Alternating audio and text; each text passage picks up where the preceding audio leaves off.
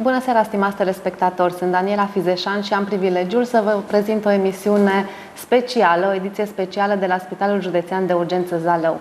Îi am alături de mine pe domnul președinte al Consiliului Județean Sălaj, domnul Tiberiu Marc, pe domnul director Barna Laurențiu, care conduce spitalul de ceva ani și care s-a străduit din răzputeri să facă din acest spital unul dintre cele mai moderne din lume, fiind numit și directorul constructor, la un moment dat chiar dânsul își spunea așa, și doamna director de îngrijiri, Ramona Marincaș.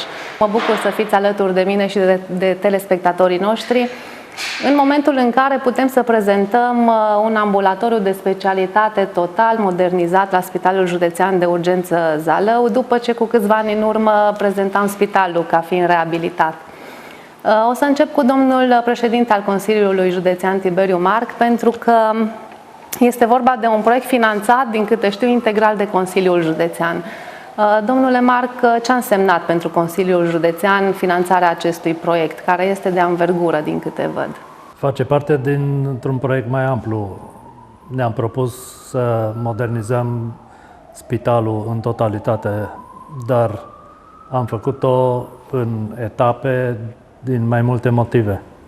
Sursele de finanțare au fost diferite și faptul că lucrările s-au desfășurat fără întreruperea serviciilor medicale a fost o problemă. Ambulatorul integrat este, de fapt, zona din spital cu cea mai mare adresabilitate. Iar atunci când am făcut această fazare a lucrărilor, am dorit ca să nu deranjăm în foarte mare măsură pacienții și să le dăm posibilitatea să se adreseze în primul rând aici, ambulatorului de specialitate, deci medicilor specialiști, în perioada în care în spital serviciile, din motivele pe care le-am spus, erau reduse. Prin urmare, am lăsat ambulatorul oarecum la sfârșitul șirului de investiții care le-am făcut până acum, pentru că nu vrem să ne oprim aici. Și sursele de finanțare, după cum vă spuneam, au fost diferite. Am apelat la surse europene, la bani europeni, pentru spital, la bani sau surse din Ministerul Sănătății, pentru că mai există o investiție în derulare, unde finanțarea e comună, iar pentru aceasta bugetul propriu al Consiliului Județean este sursa de finanțare. Pentru ambulatorul de specialitate, o sumă care a fost undeva la peste 7,5 milioane de lei. E o sumă care cred că e importantă, pentru că ne-am propus să facem și nu doar modernizarea spațiilor care erau aici, ci și o extindere, și suntem aici într-o zonă care a fost inițial o curte interioară și care i-am dat o funcționalitate atât pentru servicii medicale la parter, cât și pentru spații de așteptare la cele două nivele. Nu vreau să trecem să detaliem ce s-a făcut în ambulatoriu, fără să nu amintesc de anul 2010, când printr-o ordonanță de urgență spitalele treceau în subordinea administrațiilor locale. Sincer, personal, atunci m-am îndoit de faptul că se va putea face față la întreținerea unui spital. Cum ați primit atunci vestea și ce ați gândit când v-ați trezit cu un dita mai Spitalul Județean în subordine, fără bani de la ministere sau de la guvern? A existat în România încă din 2002 o încercare de a face un transfer către autoritățile publice a spitalelor.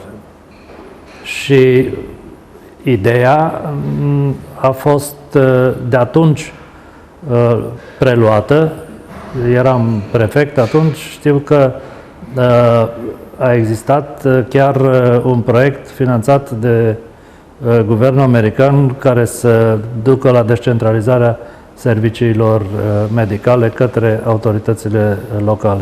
Ei, când am văzut despre ce e vorba, în 2010, sigur că Spitalele din România și Spitalul Județean Zalău au fost construite cam în aceeași perioadă, pe niște proiecte tip la vremea aceea, cu circuitele care erau la momentul respectiv.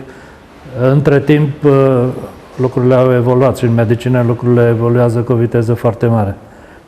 Și am început un plan care a fost multianual de la început. De când ați preluat, din 2010, Da. v-ați făcut strategia. Căutând surse de finanțare pentru fiecare etapă în parte. Reabilitarea celor două corpuri, de fapt 3 din spital, a fost posibilă din bani europeni, așa cum v-am spus. Această ultimă intervenție din banii Consiliului Județean și lucrăm acum la un proiect care va fi o extindere a ambulatorului și pentru care căutăm surse de finanțare. Există în acest moment în programul operațional un domeniu de intervenție care se adresează ambulatorilor de specialitate. Să vedem în ce măsură ne calificăm pentru această sună. Da, încă nu sunt în forma lor finală. Sunt câteva semnale, mai ales că se discută și despre spitalele regionale, 3 deocamdată.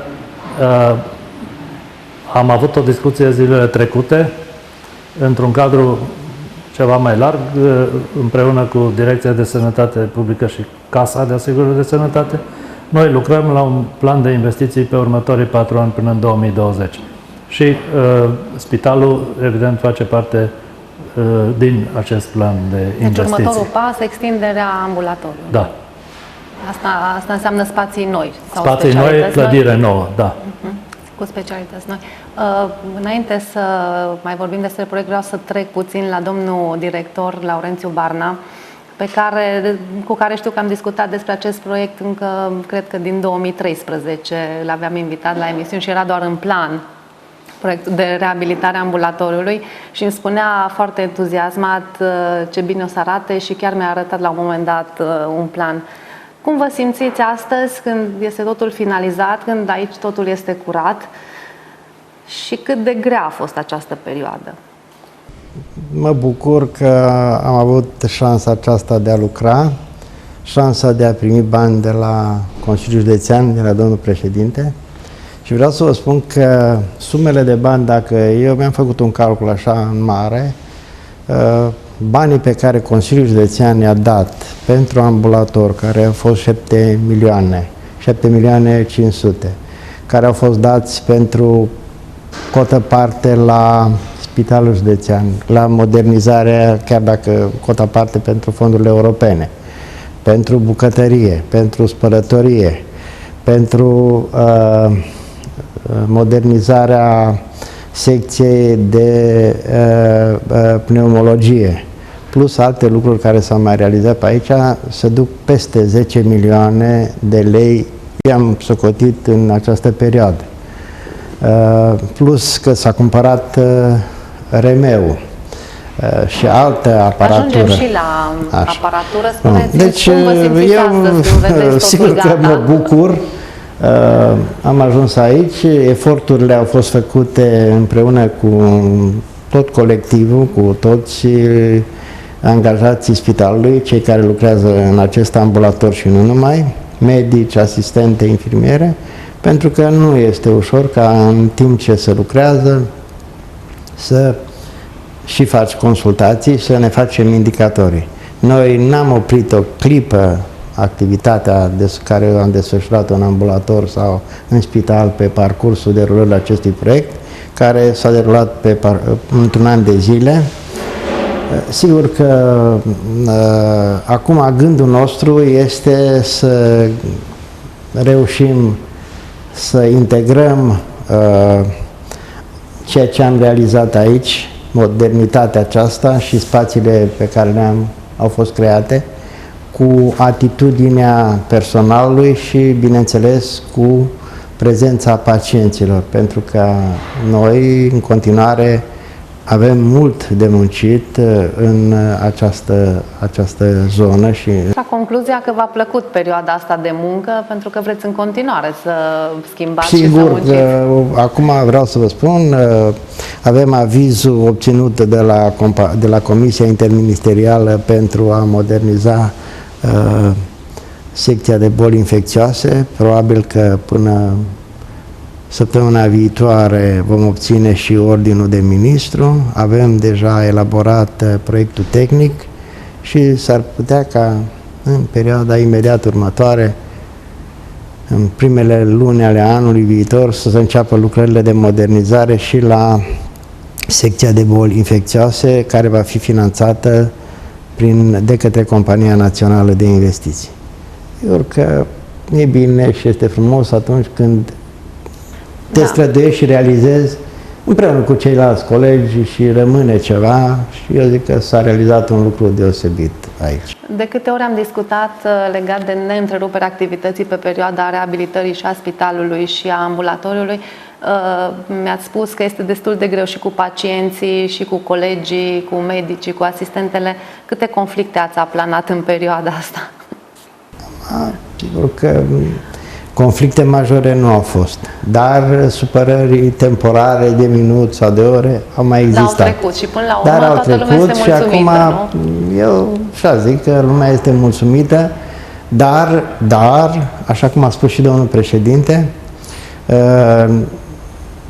ceea ce am realizat, sigur că a fost un proiect inițial care, între timp, în punerea lui în practică și mai ales acum împărțirea cabinetelor, ne-a dus la niște gânduri și la niște probleme care se ridică, motiv pentru care noi vrem să continuăm extinderea și modernizarea și dezvoltarea în continuare a activității ambulatorului, realizând o viitoare clădire în vecinătate, care să ne lege de acea clădire și de acest ambulator și, alte secții acestui spital.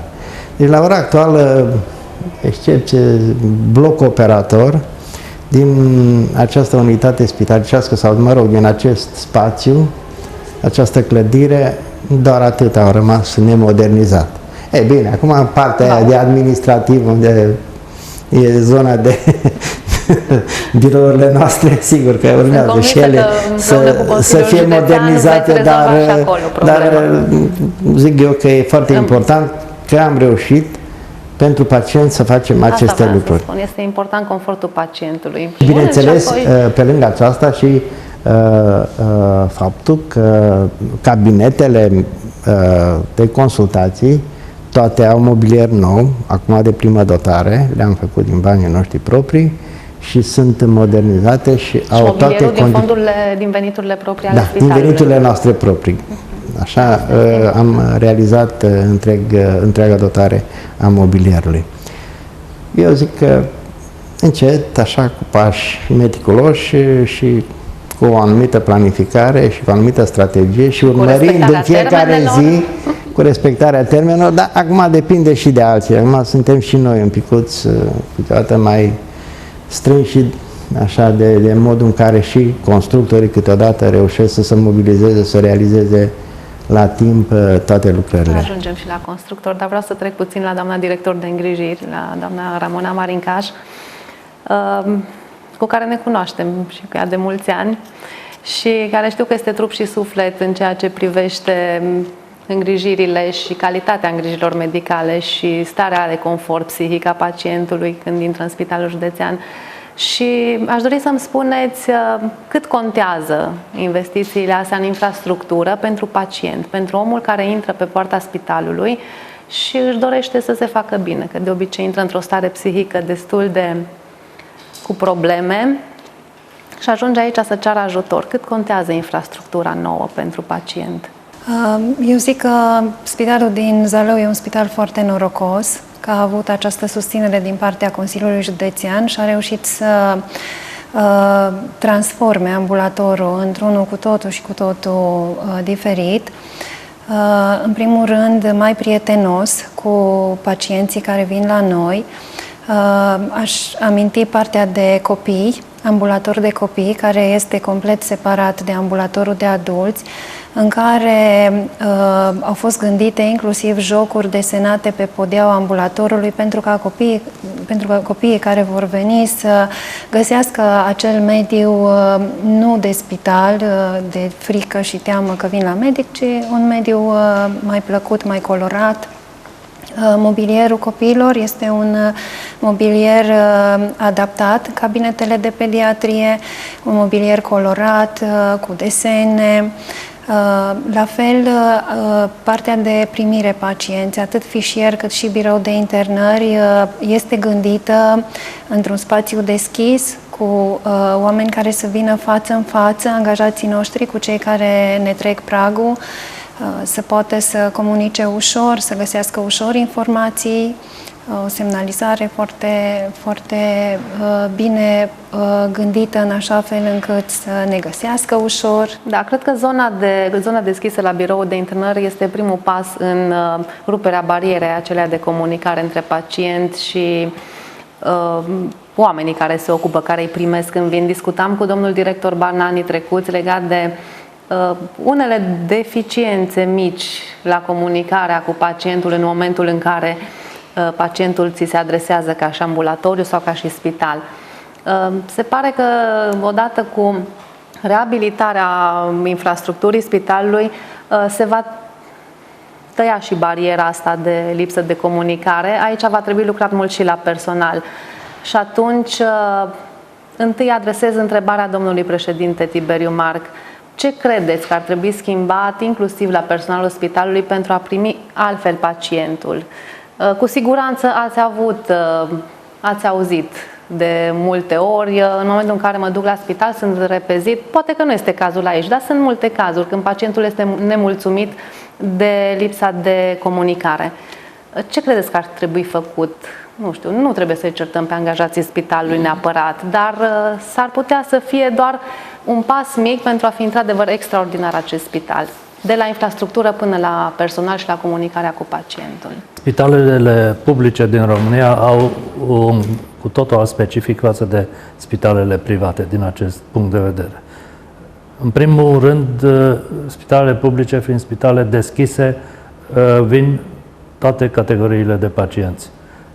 După aceea, de-a lungul timpului, în pregătirea personalului și începând cu medicii, continuând cu asistentele personalului de îngrijire, s-au făcut eforturi mai puține decât ar fi fost necesar pentru a pregăti această comunicare. Facultățile de medicină din România nu se ocupă de așa ceva. Școlile care pregătesc celelalte categorii de personal nu se ocupă de așa ceva. Dar foarte multe din nemulțumirile care apar la pacienți sau aparținători, conflictele care pot să apară și în spitale, nu trebuie să ne ferim de cuvinte, apar și asemenea lucruri, pentru că există o tensiune în plus față de orice altă instituție. Aici vin oameni bolnavi cu probleme, iar problema fiecăruia este cea mai importantă, a lui sau a aparținătorului, și atunci e deosebit de important în ce fel e primit, în ce fel se comunică cu bolnavul și cu aparținătorul, care sunt informațiile pe care le primește bolnavul și aparținătorul, cât de mult este el supus unui stres suplimentar față de cel pe care îl are la intrarea în spital, încercând să găsească cabinetul la care trebuie să ajungă, să nu stea foarte mult la rând, dacă se poate să existe o planificare și el să vină la momentul la care poate fi primit. Toate lucrurile astea trebuie construite printre direcțiile de intervenție pe care vrem să le promovăm în viitor și să le finanțăm, și această pregătire a personalului continuă, pentru că în sănătate îi nevoie de o pregătire continuă și din punct de vedere al specialității medicale și din punct de vedere a acestui tip de comportament, vrem să o facem. Un prim pas am făcut într-o colaborare cu o multinațională. Am încercat să pregătim o parte din personal tocmai pentru a apela la specialiști în comunicare și care să sensibilizeze personalul, medicii, asistentele, în principal în faza asta, asupra acestui tip special de comunicare care trebuie să existe în spital. Există acum deschise câteva canale și de cooperare și de finanțare pentru a îmbunătăți acest lucru. Pe de o parte pregătirea profesională și pe de altă parte comunicarea interioară în spital, având în centru pacientul cu problemele lui, cu nevoile lui, cu așteptările lui și cu nevoia de a se comunica cu el corect. Aici vă referiți la anumite cursuri pe care să le finanțați din veniturile spitalului sau ale Consiliului Județean pentru angajații spitalului pe comunicare și pregătire profesională pe specialități? Încercăm să facem niște colaborări cu spitale din afară care știu să facă bine lucrul ăsta. Cu firme care se ocupă și în România de a îmbunătăți acest tip de comunicare. Și evident căutăm să facem o pregătire continuă din asta. Dacă ea a fost până acum sporadică, episodică, vrem să-i dăm un caracter continuu. Adică să existe o preocupare pentru această pregătire și perfecționare, ca ea și o monitorizare în același timp, încât să vedem pașii care se realizează. Sunt niște lucruri extraordinare care se văd mai puțin acum. De exemplu, la momentul la care s-a făcut secția de sterilizare, s-au importat odată cu aparatura și niște proceduri, pentru că n-am inventat noi lucrurile astea. Personal din spital au fost în spitale din Anglia. Au văzut cum se lucrează acolo, cum se comunică acolo, care sunt procedurile care se aplică. Ele au fost extinse după aceea și dincolo de sterilizare.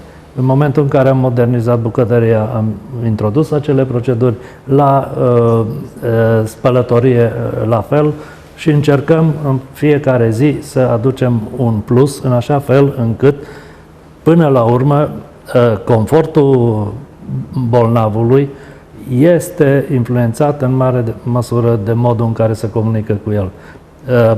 Nu știu să fac aprecieri în sensul ăsta, dar sunt persoane care se simt bine numai pentru că se comunică corect cu ei, dincolo de efectul terapiei pe care o urmează. Și atunci, cred că efortul ăsta trebuie să fie unul susținut și continuu. Pe de altă parte, sunt convinsă că și personalul sanitar este destul de sub presiune, pentru că știu că nu sunt suficienți și probabil veți reuși să-i faceți să fie suficienți la un moment dat, dar este greu. Și ar trebui lucrat probabil și la partea de pacienți. Acolo nu știu cine va trebui lucrat, pentru că într-adevăr întotdeauna sunt două părți. Niciodată n-au toți dreptate sau în același timp. Legat de pacienți, noi și împreună au lucrat la un ghid al pacientului.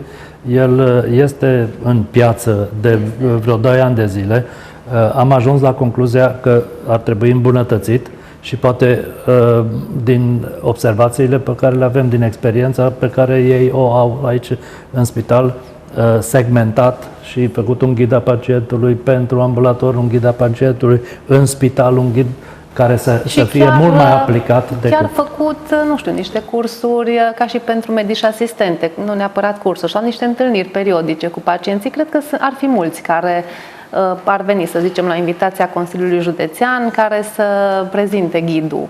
Am văzut niște încercări și pornesc, acestea sunt inițiate de personal de aici, din spital, asistente care, de exemplu, lucrează într-o anumită secție și în funcție de specificul secției se întâlnesc cu viitoarele mame, de exemplu, sau cu alt tip de pacienți.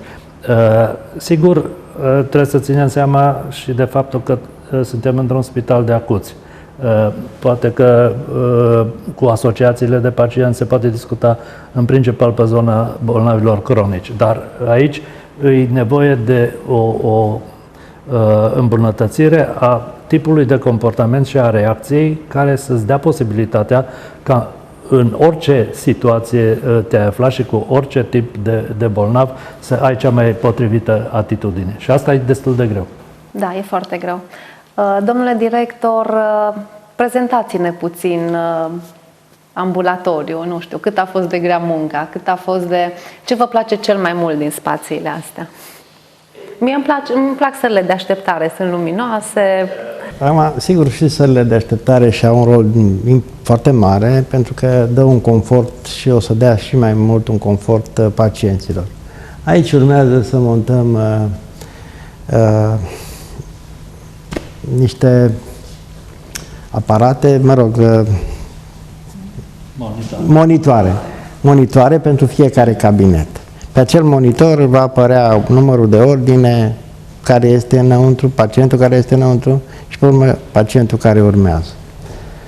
Cabinetele, sigur, sunt modernizate, așa cum am spus, am creat toate condițiile. Vreau să vă spun că în acest ambulator media lunară a consultațiilor este de 9.000 și vreo 305 consultații pe lună.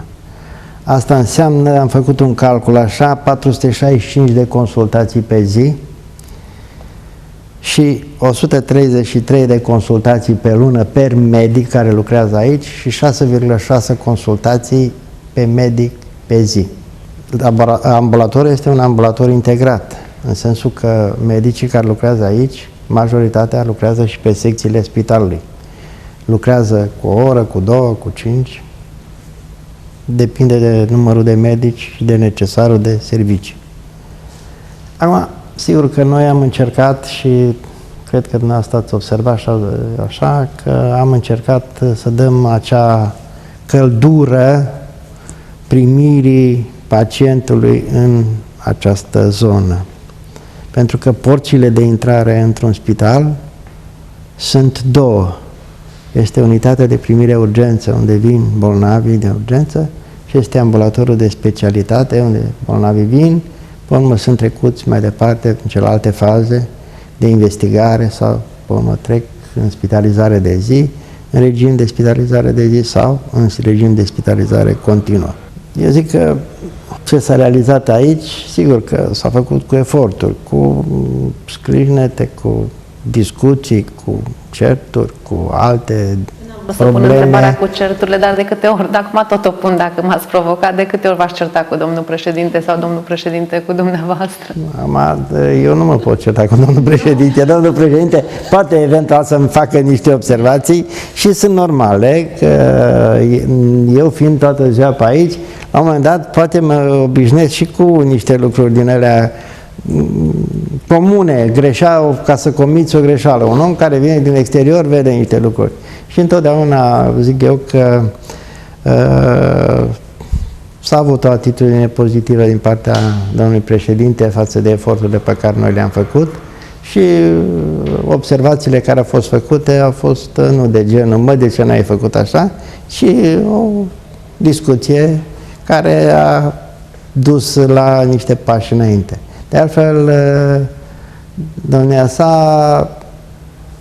a venit, zic eu așa, este un obișnuit a spitalului, cred că o dată pe săptămână, dacă nu de 2 ori, a venit și a văzut, a urmărit atât faza lucrărilor, cât și ceea ce se întâmplă în întregul spital ca atare, în secții, în modul în care se desfășoară activitatea în acest spital. Până la urmă, pe domnul președinte îl înțeleg perfect. La atâția bani investiți în reabilitare, le înțeleg că a venit de 2 ori pe săptămână. Da, și nu numai atât, dar vedeți noastră, noi întotdeauna când ne-am întâlnit și întotdeauna discuțiile au decurs ce să facem, ce să mai facem. De la partea de a construi, a realiza ceva fizic, o infrastructură, pe urmă să trece și să discută de partea de adică de dotare, pe urmă cu aparatură, se discută partea de personal și ați văzut care sunt preocupările noastre legate de această perfecționare continuă a personalului. Pentru că eu atâta vreau să vă spun. Deci un medic aici vede 6,6, deci 6 pacienți pe zi, un medic. Mai are pe secție câțiva. Și la un moment dat e o presiune destul de mare. Noi trebuie să ne gândim și la următoarea chestiune. Suntem spital de urgență, suntem spital de acuți. Și mai e o chestiune. Eu când am venit aici, în discuțiile pe care le-am avut cu colegii de structură organizațională, pentru că nu vreau să jignesc pe domnul doctor spunând că eu sunt colegul dânșilor. Dânșii medici, eu sunt economist. Structura organizațională e acest spital. Am zis, după bani de investiții și reparații, oricând o să mă duc la Consiliul Județean cu argumente, și am fost înțeles și de multe ori Consiliul Județean a venit înspre noi și a zis, mai face și aia, mai face. Și aia, dar le-am spus că după bani de salarii nu mă duc. Dar din 2011, din 17 noiembrie, până acum, în fiecare lună am reușit să dăm salariile, bonurile de masă, adică să creăm condițiile ca personalul care lucrează în această unitate spitalicească să uite sau să lase la o parte cât pot ei, partea aceasta materială și să se dedice atât cât vin aici la lucru, în spital, în perioada în care sunt aici, să dedice profesiei, să dedice pacientului cu care dânsii lucrează. Acum, legat, doar o subliniere vreau să fac. Nu au fost situații în care să ne certăm și nu au fost nici motive pentru așa ceva. Dar marea problemă a ambulatorului este faptul că în fiecare dimineață aici vin un număr mare de bolnavi care stau pe holuri, în picioare mulți dintre ei, așteptând la uși în funcție de cabinetul și de afecțiunea pe care o au. Când am început modernizarea și extinderea aici, am pornit-o cu gândul ca acest stres să încercăm să-l eliminăm. Adică bolnavul să aibă posibilitatea să se programeze în momentul în care vine aici, să nu trebuiască să stea în picioare lângă ușă, să existe un sistem de informare a lui încă de la intrare în policlinică și perioada de așteptare să fie cât mai scurtă. E foarte neplăcut să-i spui unui bolnav, domnul doctor astăzi nu mai vine, după ce a stat o jumătate de oră, o oră sau 2 ore să-l aștepte. Dacă mediile spun ceva, ar trebui subliniat și faptul că sunt specialități la care, din păcate, adresabilitatea e atât de mare încât numărul de consultații ar trebui să fie mult mai mare ca să satisfacă nevoile. Cardiologia, de exemplu, e una dintre specialitățile unde adresabilitatea este cea mai mare. Asta e situația și până la urmă va trebui ca, dincolo de ceea ce înseamnă infrastructură și modelele de ghidare a pacientului, să găsim și în partea cealaltă răspuns pentru bolnav și aparținătorii lui, în așa fel încât el să nu trebuiască să vină în mod repetat și să aștepte o consultație. Sigur, ăsta este un deziderat care funcționează cam peste tot și sunt peste tot în lume și liste de așteptare, pentru că în funcție de gravitatea bolii și de stadiul în care ea se găsește, trebuie să intervii imediat sau poți să mai amâni această intervenție. Pentru asta e nevoie și de educare, pentru asta e nevoie și de persoane care să se ocupe de treaba asta. Și discutam cu doamna directoare, de exemplu, să încercăm să aducem sub formă de voluntariat aici, în aceste spații, foști, mai concret, foste asistente care cunosc mai multe despre sănătate și care să pur și simplu să fie printre bolnavi și să poată da răspuns în momentul în care cineva se impancete sau nu știe ce se întâmplă cu el, care e traseu, să reușească să îi dea informația de care are nevoie, în așa fel încât să fie cât mai confortabil din punctul ăsta de vedere. Iar pe cealaltă parte, pe partea medicală, acolo efortul de a acoperi nevoia de medici pe specialitățile critice va trebui să o facem în continuu. Asta apropo de ceea ce spuneați. Da, în România, din păcate, este o criză. În momentul ăsta, numărul de medici care pleacă din țară este mai mare decât numărul de medici care intră în rezidențiat în fiecare an. Măsurile care s-au luat și de creștere a stimulentelor sunt încă timide și nu se pot compara cu ceea ce primesc medicii care pleacă din țară. Un complex de factori, inclusiv cel care ține de confort și de confortul medicului în cabinet și de condițiile în care el lucrează și de presiunea care nu mai trebuie să existe a celor care stau în ușa cabinetului și acum pot să stea în altă parte așteptând în liniște, cred că încet, încet vor face ca atmosfera de aici și calitatea serviciilor să fie tot mai bună. La ce v-ați gândit, domnule președinte, legat de atragerea medicilor? Aveți un spital, adică Sălajul are până la urmă un spital extraordinar. Eu chiar mă mândresc când văd și pe Facebook și pe orice știre națională, văd numele Spitalului Județean de Urgență Zalău. Deci avem infrastructura, avem personal nu suficient, eu zic că avem medici foarte buni în Zalău, avem și asistente foarte bune, dar cum aduceți alții?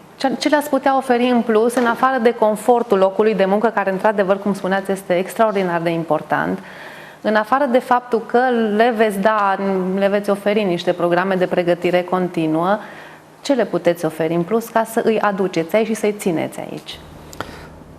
Nu știu dacă e suficient, dar e un pas.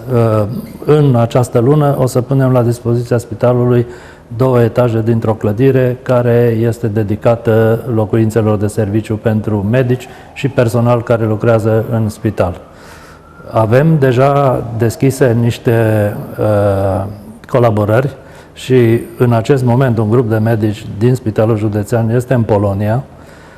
Încercăm să le dăm posibilitate să se perfecționeze în cadrul acestor schimburi, să aducă exemple de bună practică aici și să încercăm să le implementăm dacă lucrul ăsta este posibil. Și apoi să le finanțăm participarea la conferințe și congrese pentru pregătirea lor profesională, mai ales celor care sunt tineri, care câștigă mai puțin și care nu-și permit să-și plătească din propriul buzunar participare la așa ceva. Deci încercăm să-i ducem și spre zona de a obține satisfacția pregătirii profesionale la care într-un anumit moment nu au acces.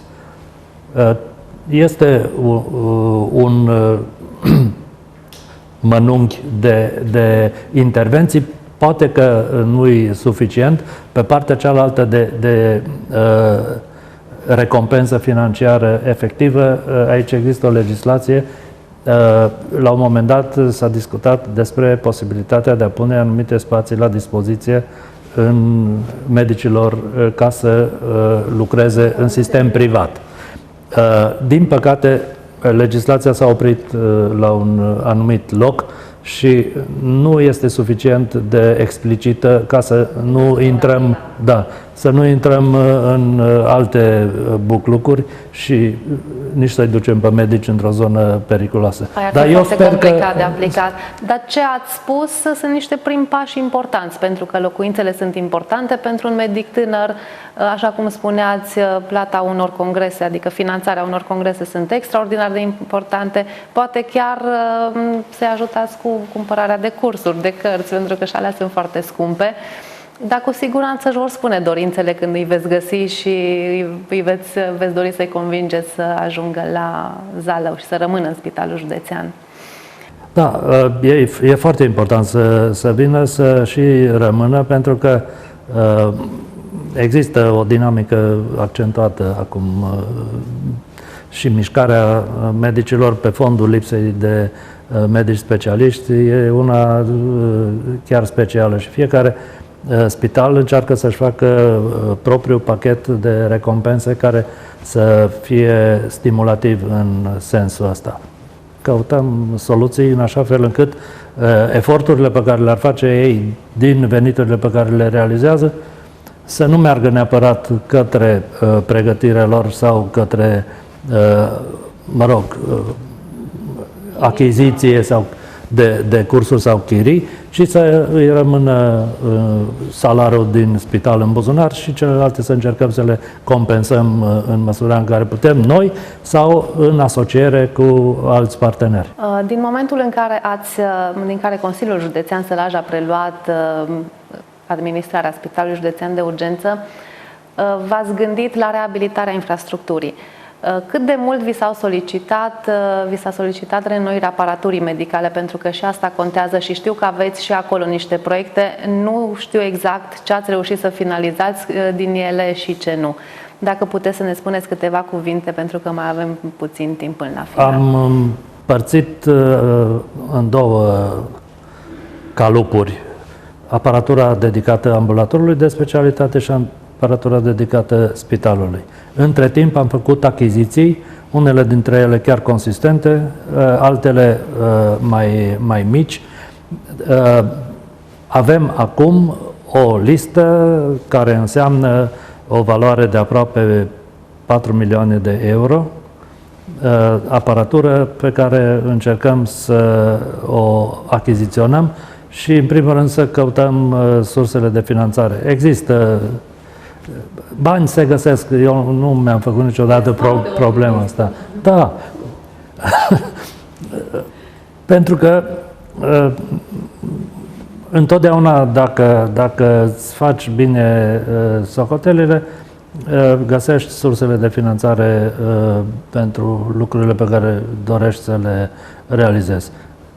În acest moment, sigur că aparatura trebuie să țină pasul cu ceea ce se întâmplă în țară și cu ceea ce se întâmplă în lume, pentru că și aici progresul este extraordinar. Multă lume se întreabă de unde au apărut unele afecțiuni. Păi unele au apărut tocmai pentru că s-au perfecționat aparatura și metodele de investigație. Și atunci asta este o preocupare și va trebui să fie o preocupare continuă. 3 sunt direcțiile în care vrem să continuăm. Această perfecționare continuă a personalului și cu toate stimulentele de care discutam înainte, aparatura care este necesară și înlocuirea aparaturii este un lucru aproape continuu în orice spital care se respectă și partea de infrastructură care mai urmează să o facem. De exemplu, dacă discutăm acum pentru un bloc operator, aparatura este peste 1 milion de euro spre 2, dacă vrei să ai tot ceea ce e necesar. Prin urmare, lucrurile astea trebuie făcute împreună și continuu. Și în echipă, și în echipă, da. Cu discuții pros și contra și constructiv de obicei. Este foarte interesant și de-am spus că sunteți foarte optimist cu găsirea surselor de finanțare, dar se vede că sunteți pe bună dreptate optimist din moment ce ați găsit sursa pentru reabilitarea corpurilor din Spitalul Județean și apoi ambulatoriului. Pe ce v-ați axat în special la aparatura medicală? Știu că spitalul are acum un RMN. Ce v-ați dori mai mult? Încă un RMN sau încă un CT legat de aparatură? Există un anumit grad de uzură a aparaturii de imagistică, de exemplu, și asta ar trebui, mai ales că computerul tomograf e atât de solicitat încât s-a uzat fizic mai repede decât moral și atunci e nevoie și de o împrospătare. Laboratorul funcționează cu destul de multă aparatură care ar putea fi reanalizată în sensul în care eu cred că trebuie să-ți faci bine socotelele de următoarea manieră. Ce analize trebuie să fac eu în laboratorul spitalului?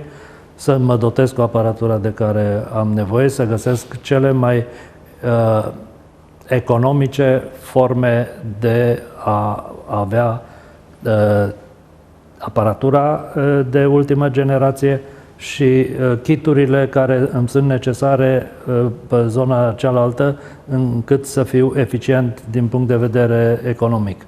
N-are rost să aduc o aparatură pentru care adun într-o săptămână analizele ca să funcționeze eficient și trebuie să am și discernământul să spun, externalizez anumite analize pentru că nu are rost să mă dotez cu aparatură de care n-am nevoie. Da. Urmează și există reglementare în sensul ăsta și într-un termen foarte scurt spitalizarea de zi ar trebui scoasă din spital. Pentru asta e nevoie iarăși de un spațiu nou, de o dotare adecvată. Lista asta de aparatură în fiecare zi sau cu fiecare achiziție se pare că și pentru infrastructură aveți listă pentru fiecare an. Va trebui să încheiem imediat, dar am o întrebare pentru fiecare dintre dumneavoastră și o să încep cu doamna director Ramona Marincaș. Cum vedeți spitalul pentru 2017 și ce vă doriți în 2017 pentru spital? Pentru că 2016 se termină și cu siguranță aveți ceva dorințe pentru spital și pentru activitatea dumneavoastră în 2017. Ce mi-aș dori eu din punctul de vedere al îngrijirilor pacienților ar fi să avem acest feedback bun din partea pacienților că faptul că s-a modernizat infrastructura, mobilierul și tot ceea ce înseamnă interior nu a fost în zadar, ci că s-a schimbat și calitatea îngrijirilor, calitatea oamenilor și cred că asta ar fi cea mai mare satisfacție, ca angajații spitalului în 2017 să primească mai multe scrisori de mulțumire decât de nemulțumire. Aceeași întrebare pentru domnul manager Laurențiu Barna. Cum vedeți spitalul în 2017 și ce vă doriți pentru spital? Deci eu cred că, adică sunt convins că în 2017 vom crește calitatea actului medical, vom realiza pe la alte lucrări de investiții sau vom începe alte lucrări care sunt în derulare acum la neumologie și să începem la bolile infecțioase, să începem modernizarea, să ne facem proiecte și programe pentru a accesa fonduri necesare pentru dotarea cu aparatură medicală.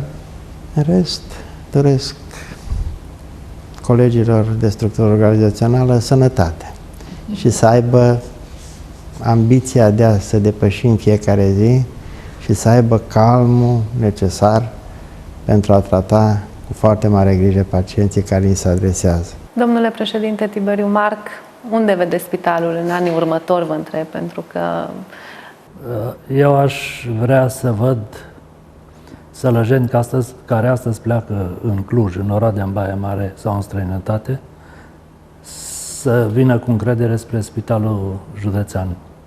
Și asta ține de cei care lucrează aici și de noi, în măsura în care reușim să ținem pasul cu modernizările de care îi nevoie și cu celălalt set de intervenții despre care am discutat. Pentru că, până la urmă, decizia pe care o ia o persoană care e în căutarea sănătății și aparținătorii lui țin de spitalul în care au cea mai mare încredere. Câștigarea încrederii într-un spital ține în primul rând de actul medical și de calitatea lui de acolo. Celelalte lucruri sunt importante, fac parte din setul întreg de confort pe care ți-l dă ție ca și pacient spitalul. Dar până la urmă vii în spital ca să-ți recapeți sănătatea. Și dacă asta se întâmplă, atunci satisfacția este deplină. Legat de investiții, mi-aș dori ca în 2017 să începem lucrările pentru noua clădire, pentru extinderea și modernizarea secției de psihiatrie, pentru modernizarea secției de contagioase, să terminăm lucrările în pneumologie și să reușim să aducem dotarea pe care o avem în momentul ăsta în lista de care v-am spus și sigur, pentru asta aștept să văd într-o bună zi, cât mai repede posibil, și ghidurile pentru finanțarea din fondurile europene, pentru că sunt o sursă importantă de finanțare. Nu sunt convinsă că mulți președinți de Consiliu Județean așteaptă ghidurile, pentru că, din câte văd, ați făcut cel mai mult. În țară n-am mai auzit de un spital atât de reabilitat. V-am spus, eu sunt mândră când văd pe internet știri despre Spitalul Județean de Urgență Zalău, în situația în care despre celelalte aud că cu infecții sau cu probleme și cu altceva.